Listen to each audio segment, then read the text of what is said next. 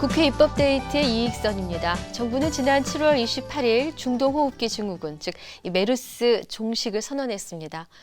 지난 5월 20일 첫 메르스 환자가 발생한 후 70일 만입니다. 정말 대수롭지 않게 보았다가 나라 전체가 무척 혼란스러웠습니다.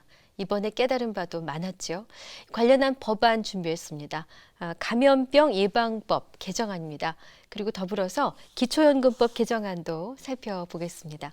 두 개정안을 대표 발의하셨습니다. 새정치민주연합 이목희 의원 모셨습니다. 의원님 어서 오십시오. 네, 안녕하십니까? 네, 반갑습니다. 이 메르스가 지난주에 종식됐다. 이 정부 발표가 있었는데요. 정말 대수롭지 않게 처음 봤다가 이제 일이 커졌지 않습니까? 예. 처음에 발생 단계부터 그리고 중간 단계 그리고 마무리 단계까지 쭉 지켜보시면서 의원님께서는 어떤 문제들을 도출해 내셨는지. 이제 발생부터 네. 대응을 하고 이제 수습을 하고 있는 그렇죠. 과정이라고 봅니다. 정부가 종식을 선언했습니다만 WHO의 기준에 의하면 마지막 환자가 2번 음성 판정을 받고 그 이후 28일에 공식 종식 선언을 한다 이렇게 돼 있거든요. 네. 그러니까 우리는 8월에도 WHO 기준에 의한 종식 선언을 할 수는 없습니다. 지금 환자가 있지 않습니까? 예. 이 과정을 한마디로 저는 보면서 총체적인 무능, 부실, 무책임이다 이렇게 봅니다. 예를 하나 들어보면 5월 20일 날 환자가 생겼습니다. 네.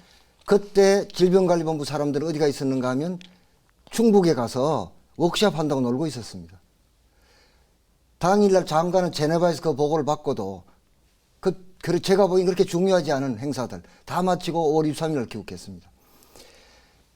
그리고 이 사람들은 전문가가 얘기하는 WHO가 중동에서 만든 기준을 거지고 지켰습니다. 예를 들면 2.1m 거리 내에 비말 감염이 된다. 1시간 이상 같이 있어 감염된다. 그러나 그게 아니라는 게 증명되지 않았습니까? 제일 아쉬운 것은 첫 번째, 그러니까 일본 환자가 평택 성모병원에 있었는데 같은 병실뿐만 아니라 다른 병동으로도 옮아갔을 때 그때 평택 성모병원을 봉쇄했으면 39명에서 끝납니다. 격리자도 뭐 훨씬 적었을 테고요. 네. 돌아가시는 분은 말할 것도 없고 이걸 놓쳤습니다. 두 번째는 그 이후에 국민적 요구가 있음에도 불구하고 우리 당도 그랬고 저도 긴급 현안 질문에서 얘기했습니다. 정보를 공개해라. 네.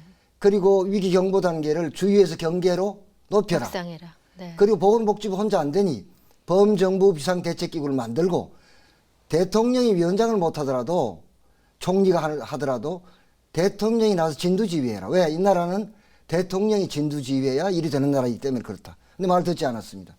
근데 지난 28일 날 이제 종식을 선언했는데 참 답답한 것이 국민을 향한 통렬한 반성과 사죄 이거 찾아보기 어려웠습니다. 그리고 누구를 책임을 어떻게 묻겠다든지 어떤 대책으로 앞으로 감염병 관리를 해 가겠다든지 하는 게 별로 보이지 않았습니다. 그래서 저는 요구합니다. 박근혜 대통령이 진심 어린 반성과 사죄를 해야 됩니다. 그리고 책임이 있는 사람들에게 엄중하게 책임을 물어야 합니다. 그 사람이 미워서가 아니라 그래야 다음 단계에 우리가 전진할 수 있기 때문에 그렇습니다. 마지막으로는 국회 메르스 특위가 만들어져서 여러 가지 안들을 만들어냈습니다. 정부가 돈 타령 무슨 다른 타령하지 말고 이거를 전폭 수용해서 대책을 만들고 법을 만드는데 협조하기 바랍니다. 네. 이번에 발의하신 감염병 예방 및 관리에 관한 법률 개정안, 입법 배경은 어떤 것입니까? 현행법에 따르면 많은 사람이 손해를 보지 않습니까? 그러니까 격리 처분을 받아서 격리당한 사람, 그 다음에 의료인, 그 다음에 메르스 환자가 서쳐간 병원, 이 영업이 안 되지 않겠습니까? 그 다음에 전통시장, 자영업자들, 네. 기타 회사에 다니는 근로자는 격리돼도 뭐 보상을 받을 수도 없고 혹은 회사가 무단결근 처리할 가능성도 배제할 수 없고 이런 시스템을 정비하고 그리고 이런 게 손실보상 시스템부터 다른 전체적으로 감염병을 예방하고 관리하고 있는 시스템을 좀 업그레이드 시켜야 한다. 우리가 보다시피 이거는 최악의 시스템, 최악의 상황이었다. 그런 상태에서 개정안을 발의하게 됐습니다. 네. 그럼 이번 그 감염병 예방법 개정안에 담긴 핵심 내용은 어떤 것입니까? 우선 크게 두 가지인데요. 하나는 이 감염병으로부터 피해받는 사람들을 보상해 주자는 겁니다. 첫 번째가 격리자들 보상을 해야 한다는 거고요. 두 번째, 의료기관의 손실 보상을 해야 됩니다. 의료기관 폐쇄당하거나 뭐 그랬잖아요. 네. 또 의료기관 아닌 사람도 병원이 10층 건물에 3층을 차지하고 있는데 나머지 층에 있던 무슨 다른 자영업자를 다 폐쇄당했습니다. 아하. 그 사람 영업 못했죠. 그거 보상해야 된다는 겁니다. 그다음에 의료인들을 동원했습니다. 국가가 명령을 해서. 네. 그 동원된 의료인들도 보상을 해줘야 되지 않겠습니까? 그 다음에 직접적인 손실은 아니지만 경기가 이렇게 가라앉음으로써 손해를 본 중소기업, 전통시장, 그리고 마지막으로 아까 말씀드린 것처럼 근로자들이 회사를 못 가는 데 따른 이런 보상도 역시 정부해야 한다. 이게 한 주요한 축이고요. 다른 하나는 지방자치단체장의 권한을 강화했습니다. 제가 이런 소리를 들었어요. 메르스가 한참 시작 유행으로 갈 때 서울시장을 만났는데 정보를 어느 정도 모르는가 하면 강남보건소가 자기한테 보고를 안 한다는 겁니다. 왜 물어봤더니 네. 아, 그건 당이 달라서 그런가. 그런 측면도 물론 있겠죠. 당이 같은 데서 계속 올라왔다니까요. 네. 또 하나는 서울시장이 그걸 관장할 권한이 없다는 것입니다. 지금. 아하. 그래서 광역자치단체장에게 이런 권한을 정보를 보고하게 하고 지자체, 지역거점병원에 대한 진료 개시를 명령할 수 있게 하는 권한을 줬고요. 정부와 지자체가 정보를 공개하고 공유하라는 그런 내용을 담고 있습니다. 네. 근데 이제 그 뭐 격리자, 의료기관, 동원된 의료인 보상. 근데 또 거기다 일반 회사 근로자들까지도 보상 범위에 넣으면 너무나 범위가 넓어지는 것은 이거는 아닐까요? 적어도 격리된 사람과 의료기관 치료에 동원된 사람이죠. 예를 들면 평택 성모병원을 봉쇄하면 평택 성모병원 손실이 있지 않습니까? 네. 근데 병원이 그렇지 못하고 예를 들어서 그 아까 말씀드린 것처럼 10층 건물에 3층은 병원이 있고 나머지 층은 뭐 약국도 있고 빵집도 있고 있을 수 있습니다. 그런 건 해줘야죠. 다만 중소기업이라든지 재래시장 같은 건 직접 피해는 아니죠. 간접 간접 피해니까 피해죠. 네. 그건 직접적으로 보상을 하라는 게 아니라 지원할 수 있는 근거를 마련했습니다. 아하. 어려워지니까 예를 들면 아주 장기 저리로 융자를 해준다든지요. 아하, 예. 정부가 지원할 수 있는 근거를 만드는 네. 것입니다. 예. 그럼 이제 핵심 내용의 두 번째 사항에 대해서 좀 더 여쭤보자면 이 중앙 컨트롤 타워에 이제 위기 관리 시스템 문제가 있다라는 지적이 뭐 계속 나왔었는데 이번에 그 지자체의 범위를 그 권한을 좀 부여하자라는 말씀에 예. 관련해서요. 그러면은 그 중앙 컨트롤 타워와 지자체 간의 이 권한의 범위 어디서부터 어디까지는 중앙에서 어디서부터 어디까지는 지자체에서 이런 범위를 조정한다든가 또 서로 협조하는 부분에 대해서 뭔가 뭐 조율이 잘 협조할 돼야 될 의무가 텐데요. 그 부여돼 있고요. 예.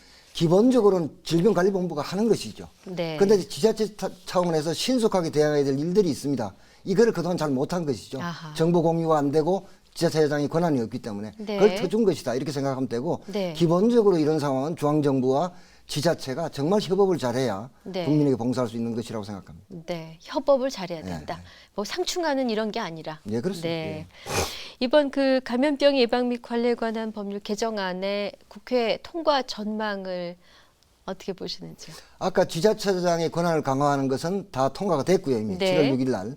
손실보상도 거의 합의했습니다. 아, 그렇군요. 예. 다만 감염병 전문병원의 설립과 운영 이걸 둘러싸고 여야 간에 정부와 국회 간에 이견이 있습니다. 아, 이걸 예. 좀 조정하면 될 일이라고 생각하고요. 예. 남은 건 감염병 전문병원 설립 운영 문제만 남아 있습니다. 손실보상에 대해 다 합의를 했습니다. 네. 그러니까 이제 오늘 8월 국회에서라도 통과시키면 발효가 되는 것이고요. 네. 지자체장의 권한 확대는 보건복지와 서울시의 갈등 충돌에서 보다시피 그게 정리됨으로써 훨씬 더 대응력을 높여줄 것이다. 이렇게 보고 있습니다.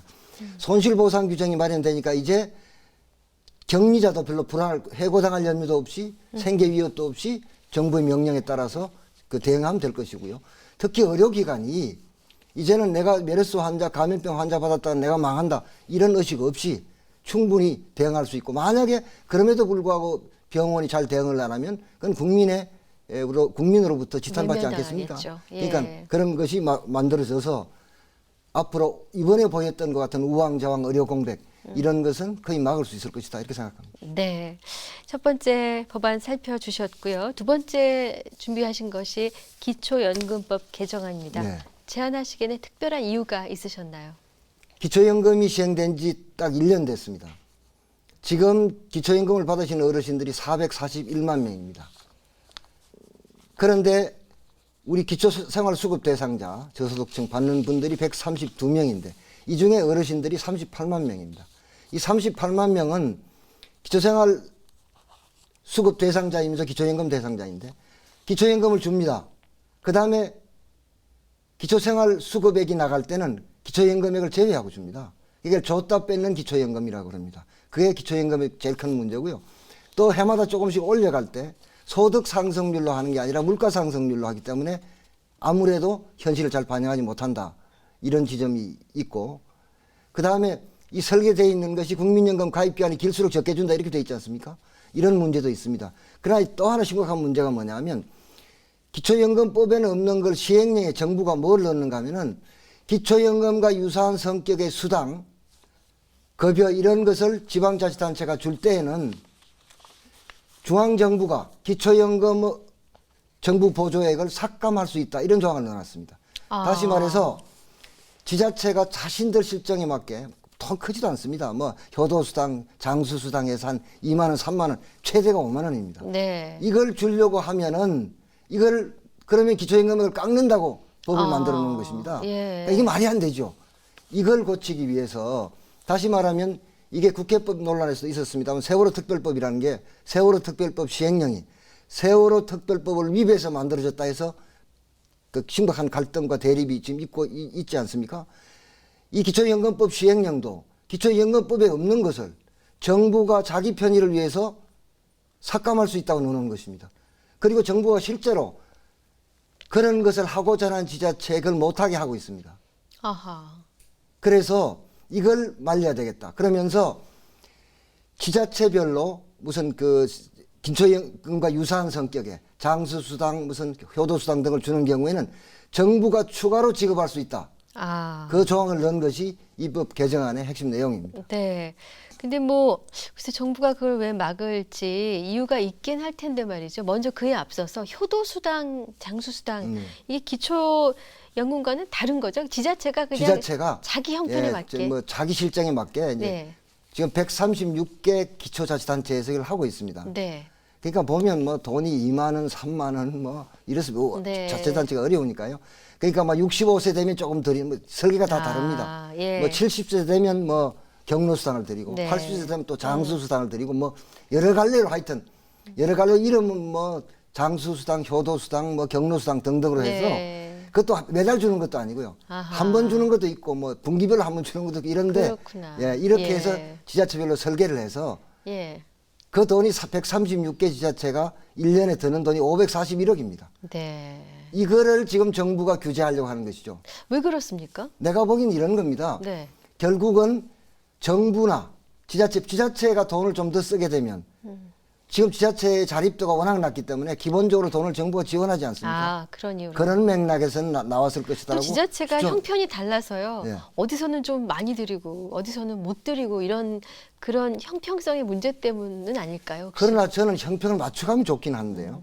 대략 이런 걸 많이 하는 지자체가 지금 형편이 좋지 않은 지자체들, 뭐 전라남도, 네. 뭐 강원도 이런 쪽에서 많이 하고 있습니다. 그렇군요. 그러니까 조금 돈을 조금 모아서 어르신들에게 정말 네. 뭐라 그럴까요? 정말 조금 깜찍돈 드리는. 그런 건데 네. 제가 보기엔 중앙정부는 이런 것이 확산되는 것을 우려하는 것으로 보이는데 이건 우려할 사항이 아니라 장려할 사항이라고 생각합니다. 그렇군요. 그럼 이번 기초연금법 개정안에 어떤 것을 손보셨는지 이미 말씀 중에 예, 조금 예. 얘기를 해주셨습니다만 핵심 내용을 다시 한번 알려주십시오. 그러니까 이제 지금 사회보장기본법에 보면요. 사회보장제도를 신설하거나 변경하는 경우에 지자체장은 보건복지부 장관과 협의하에 한다라는 게 있습니다. 네. 사회보장기본법에. 네. 이 사회보장기본법을 근거로 해서 이 사람들은 기초연금법 시행령을 만들었다는 겁니다. 왜 협의 없이 당신들 마음대로 하느냐 이런 뜻이죠. 그러나 이건 기초연금에 전혀 안 맞는 것이죠. 그래서 1차적으로 모법을 위반해 있는 기초연금법 시행령을 고쳐서 중앙정부가 이걸 못하게 하고 뭐 저는 추가로 돈을 안 주는 건 뭐 말로 하지 않겠습니다.